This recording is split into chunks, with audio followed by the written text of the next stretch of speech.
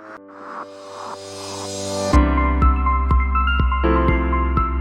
right. So welcome, listeners, viewers. This is our first edition of what I was jokingly referring to as the shirt show.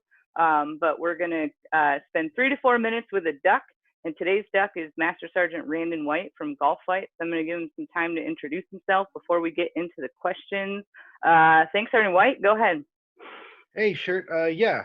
So, like you said, Master Sergeant Randon White, Randy, for anyone who prefers that.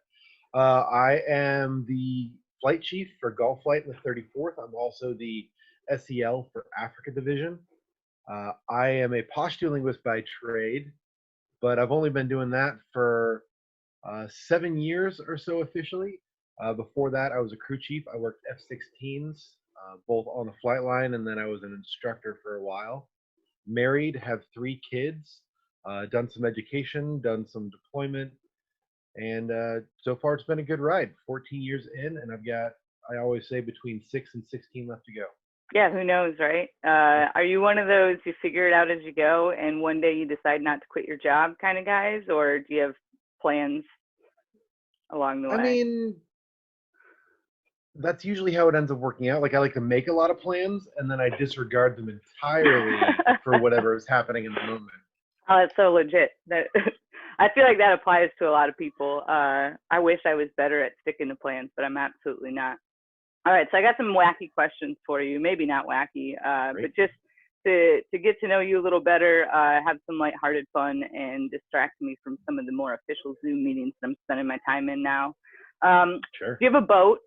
Let's start out with that. Do you have a boat? I don't have a boat. Okay, good. Then this question doesn't have to be thrown out. So if you had a boat, what would the name of your boat be?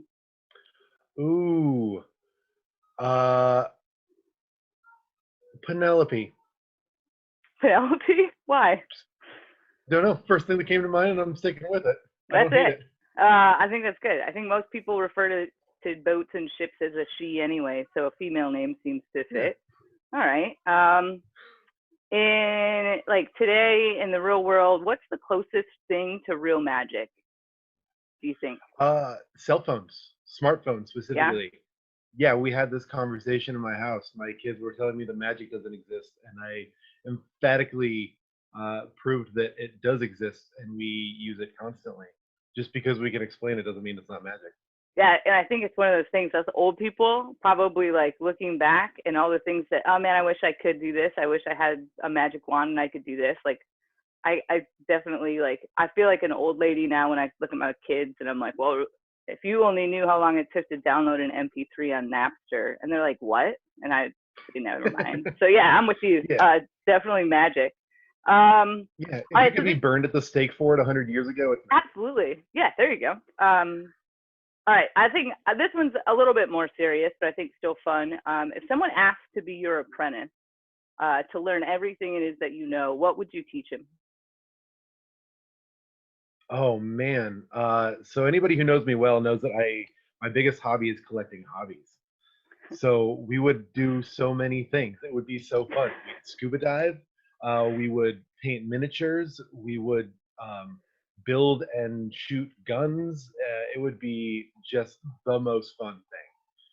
It would just be hobbies on hobbies all the time. I have that tendency. I've joked, so I have an ADD diagnosis, but I've joked my entire adult life that I have adult ADD, and it's not just like I can't focus on one thing at a time, but like I got real into curling once, jewelry making. Right. So I'm like, nothing I stick with for longer than maybe 3 to 6 months. I have a lot of half projects around the house, but the moment you throw like $3,000 at top level equipment, you have to change it up and do something else. Exactly. Here's another. I like this one. What is the best and worst purchases that you've made ever? Oh, the best and worst purchases. Can my house be the answer to both of them? Yeah. Oh gosh, I feel that, man. Yeah. I mean, being a homeowner is great. Like, I get, like, this is the place that is mine, that I live in, and that's awesome. But why does it break as soon as you start? Like, just dumb stuff starts breaking that was totally fine. Yeah. Now nobody else is there to fix it for you. Yeah, I know. Call the homeowner. Call your landlord, right? Oh, wait, that's us. Yeah. Other worst purchases I've ever made. I once bought a Kia Rio. Wouldn't recommend it. Just a nightmare of a vehicle. And other best purchase was probably my bed. I never realized that investing in a bed would be so important, but get a nice bed. Nice. All right, one last question, and then I'll give you a chance to say whatever you want to the squadron or whoever's listening. What's the best compliment that you've ever received? The best compliment that I ever received.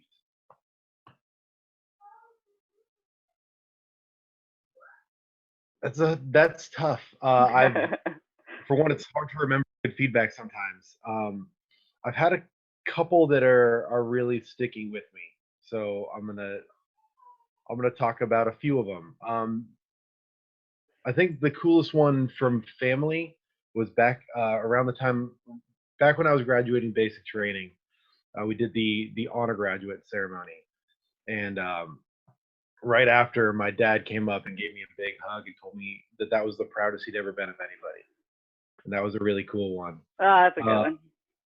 Much more recently, um, I confided in a good friend of mine that I wanted to be a first sergeant, and that person goes, "Good. I was just about to ask you if you were going to be a first sergeant."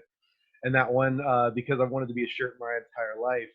Well, since I joined and found out what it was, that meant a lot to me, coming from somebody that I love and respect. That the same time we thought the same thing. That's awesome. I like that. That, and I'm someone that can appreciate that that's a compliment. Like, I don't know that everyone would take that necessarily as a compliment, but I do. And I agree with that person. So that being said, this was a fun 3 to 4 minutes that extended past the 3 to 4 minute mark with you, Sergeant White, and I appreciate you giving me your time. Any parting thoughts for your listeners? Yeah, sure. Why not? I always take the opportunity to say stuff. Um, the Something that stuck with me and that I don't know if we do enough is we push the core values from day one to our people, and it's always integrity first, integrity first. And I feel like if we're going to tell people to have integrity from day one, we should trust that they do. So my advice to the Air Force is you're pushing integrity, trust that your people have it, and they will not disappoint you, but one out of every 1,000 times. Give them the benefit of the doubt, let them lead, let them do their thing, and put your whole trust and your whole heart in your people. Oh, man, I love it. And I have nothing to add. That's fantastic. Well, thank you again. This has been awesome. I appreciate you being my first duck to spend 3 to 4 minutes with, and I hope the rest of your day is awesome. Thanks, sure. I'm honored. This is fun.